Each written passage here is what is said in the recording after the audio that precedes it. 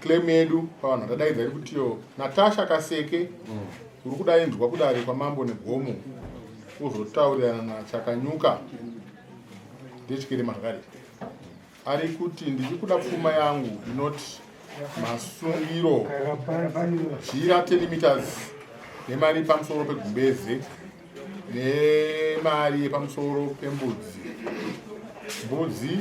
nechidya mushonga reinvestment of my lobola in the form of what? In the form of 10 meters clothes and the man on top, blankets and the man on top, then 1 goat for chigamshonga that I paid. Atisize kuti shisha achaitika chatonzwawo ipapo. Assessment. Attention. Mwana wenyu ari kupiwa kunyora pfundo. Auya gara. Right, achuya zvake ka. Tuda kuti ati makanyoresa samanisa. Tuda kuti muzanzikise zvamakanyoresa pasamanisa handiti ngakuti.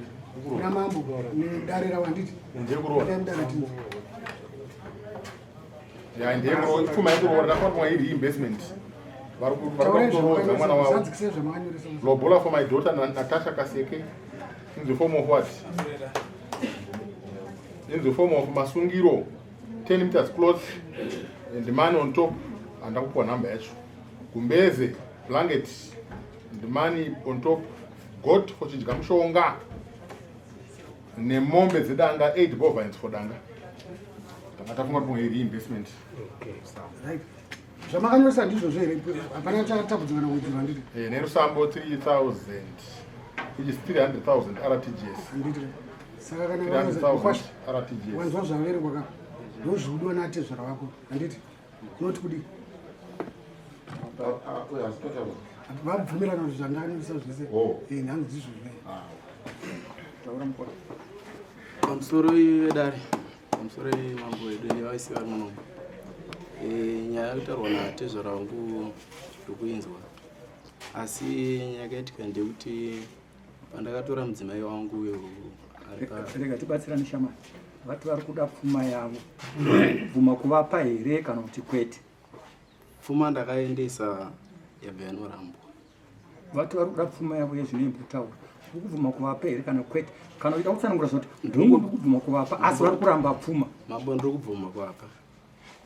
Right, chitaura zvauda kutaura. Pekutanga ndakaendesa mari kuna baba wechi vemwana. Ndasvika kuna baba wemwana, ndakasvika kuna baba wangu vanditi ndiye muroora, ndati ndiye muroora, tsika ndeukupi, ndaka ndeukwachikerema. Tsika ndeukwachikerema ndati zvikadzi ari mwana wani. Zvikanzi ari mwana waEke muchama. Okay. Zviri zvakutaura. Nhasi vari kunomwisa dombo. Handikuindisa dombo wakanga waendesa mwokutanga kako. Nhasi vari pano mumwisa dombo. Vati vakuda pfuma yavo. Naika. Ndofunga kungozvipedza chete toda kunzwa kuti nhasi vanoiramba futi here sezvavakaita musi wokutanga. Nhasi vati vakuda pfuma yavo. Dare riri kubvumwa zvawabvuma wekutendera kuvapa ungavaperi. Mambo ndakutokumbirawo kwamuri kuti vandipo nguva yekunotsvaga. Yakaita senguva yakadini? Vandipo 2 months zvinhu zvatinazvo. Ndipewo 2 months changamira. Varogara vese. Muri mese here? Asitese. Varogara mese. Mune vana vangani? Hapana mwana. Munokora mangani? Yorugara upi? Kumba kwagogo. Kumba kwedu. Rosa. Dai, bondira izi. Ugara kwagogo. Ndokumba kwedu. Urushanda. Ndosimboenda mwaini mazuva ndakamira. Handisikwenda. Ushanda kumaini. Pamaini. Murosa makazara mfurai. Mukadzi wako uri kumuda? Kugara naye? Kwete zvokumuda zvokumuona? Pamusoro mambo inini. Izvikasaura mambo. Hamutopinda. Hamutopinda. Uri kumuda here zvokupita mukadzi kana kuti uda kungobhadhara ate zvemhosva yawakapara yekurara nomwana wangu? Inini handichada mukadzi mambo. Hauchada mukadzi? Ora. Ndo pakaenda kuti chinzwa chiteka. Amai ndoda kuti chindzidzisa pachaiko. Pamusoro. Ava vakana ndichivaona Tete. nditete wemwana pane ukama pane ukama anyasoti tsanangurira itinzo munenge mauya muchituka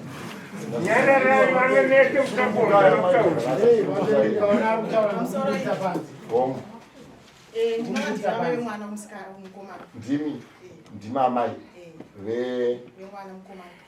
mwana wenyu ndima zvara alright uyu makamona chichenyu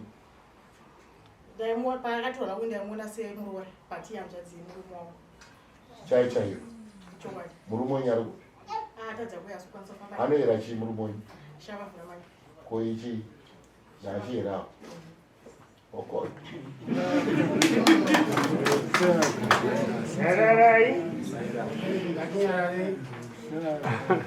akatora Tete hanzvadzi yababa magona muchemberi munozoti dai madzimai ese aibuda pachena semabudira muri kuita kana mvura yainayo zvakanaka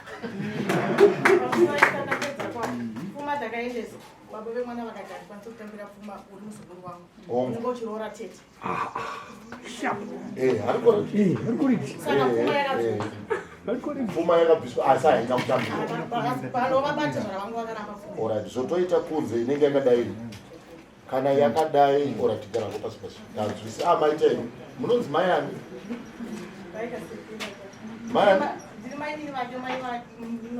eyayo mutati munonzi mai ani mai Natasha munogara murosta munogara kwarari dai maigara kuno kundaida kuisai mukomiti yangu mune justice yakanaka serenga muvanzi chitema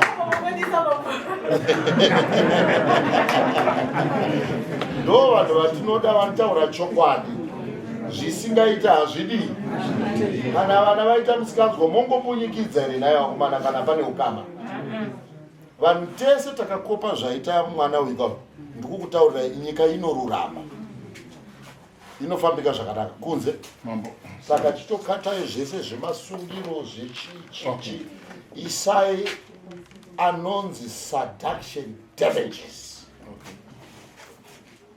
handiti the moment yatinongoisa machira chete tabatanidza vana vamuchato takuti isusu mwana muzukuru akabvisa bhurugwa raTete zvisiri pai pamutemo musikanzwa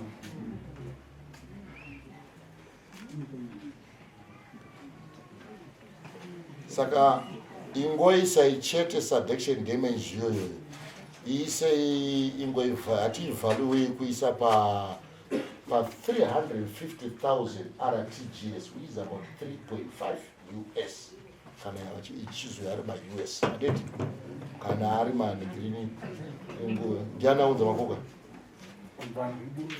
all right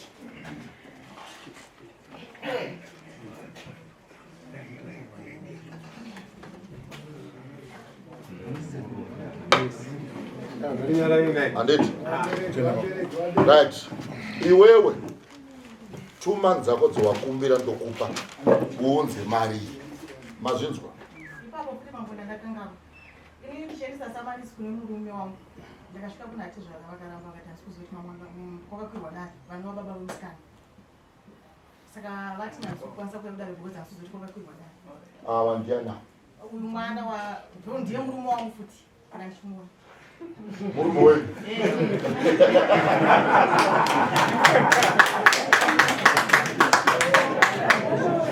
muningina varume wenyu alright kuti tirerutse tigadzirise ndima hatichimboisiyai yakadii nokuti ndiye wakare murume wenyu handeti iyewo kana asina kuitawo communication nemukomo wake vanoita darirawo kuchakwadi kwavo asi taakuita kuti nokuti apa pane chipini apa kunze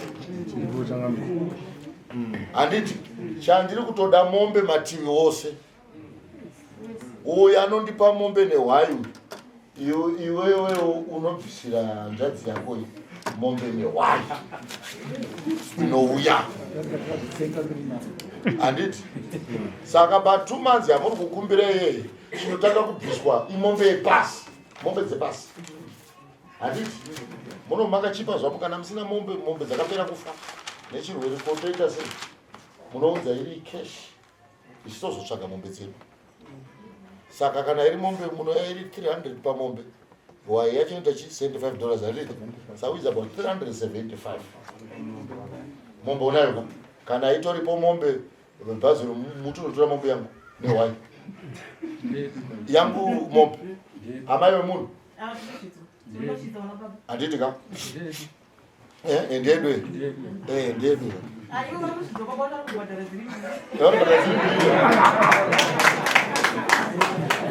nhasi date tiri kuita chi 19 February 19 February atiende itoni right kunze right musi wa mwana akumbira muzukuru wenyu mwana wenyu kwa andideka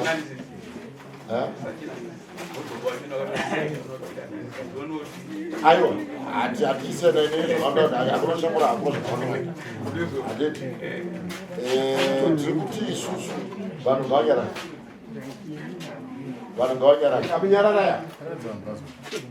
mapurisa tinyararidzira vanhu imbosiya zvinhu